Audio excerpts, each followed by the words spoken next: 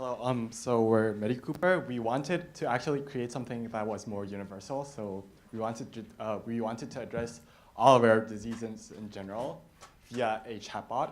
So MediCooper is something that everyone can participate and contribute to. On a patient level, people can feel less isolated as they get individualized attention and personalized information. On the same platform, they can connect with other patients as well as doctors. On a healthcare professional side, people can serve as advisors for the collected data. In turn, they can access case studies for rare diseases and new sets of data they cannot see in clinics of their respective geographical area. Together as a community, we can have everyone participating, contributing, and benefiting. So this is a prototype of our chat application. You can see like how patients are anonymous and doctors, we can see their names. Okay.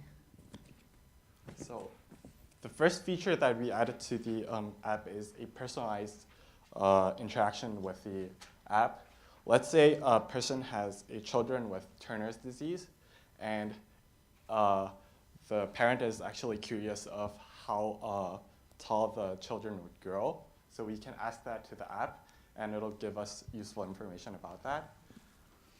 The second feature is that we wanted to increase awareness of rare diseases by asking quizzes and stuff like that. So we wanted to attract attention from our audience, which is that. Through MediCooper, we want to help rare disease patients. Around 30 million in US alone and 350 million worldwide are affected by rare disease. We want them to feel less isolated. At the same time, we believe this application can connect all other groups of people like public, healthcare professionals, as well as pre-existing communities that don't have enough people and room to create a difference. Thank you.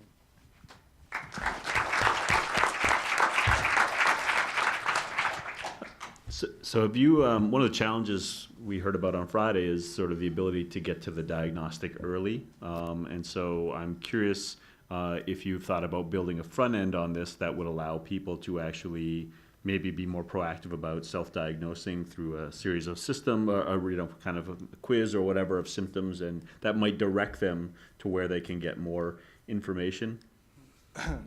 Like for diagnostic purposes, we believe that actually a chatbot wouldn't be the greatest thing. So it would actually like advise patients to address professional doctors, but like we rather wanted to give advices for them, like in general, like so that would be like a varying degree of like certainty with it built in within the chatbot to address those questions, but like in terms of diagnosis, I don't think like it has enough credibility to do that.